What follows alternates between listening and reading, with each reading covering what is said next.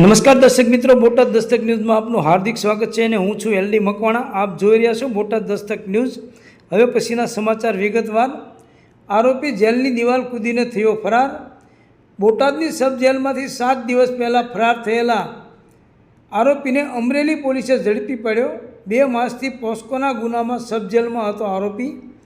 ઢસા પંથકમાં પોક્સોના ગુનામાં સંડોવાયેલા આરોપી બોટાદની સબ જેલમાં હતો. તે 7 દિવસ પહેલાં જેલમાંથી નાસી છૂટ્યો હતો, જેને અમરેલી પોલીસે ઝડપી લીધો. બોટાદ જિલ્લાના ગઢડા તાલુકાના ઢસા પંથકમાં મહેશ ઉર્ફે મત્તો રાઘવભાઈ ધોળકિયા નામના શખ્સ પોસ્કોના ગુનામાં સંડોવાયેલ હતો, જેને 1.5 થી 2 માસ પહેલાં ઢસા પોલીસે પકડીને બોટાદની સબ જેલ હવાલે કર્યો હતો. ગત તારીખ 7મી નવેમ્બરે સાંજના સમયે આરોપી મહેશ ઉર્ફે મત્તો સબ જેલની દિવાલ કૂદીને નાસી છૂટ્યો હતો. આરોપી જેલમાંથી ફરાર થતાં બોટાદ પોલીસે અલગ અલગ ટીમો બનાવી શોધખોળ હાથ ધરી હતી, પરંતુ આરોપી પોલીસને હાથતાળી આપતો હતો. જ્યારે અમરેલી પેરોલ પોલીસે ફરાર આરોપીને અમરેલીથી ઝડપી લીધો હતો અને બોટાદ પોલીસને સોંપ્યો છે. આમ બોટાદની સબ જેલમાંથી ફરાર આરોપી આખરે ફરીવાર પોલીસના પિંજરે પુરાયો છે.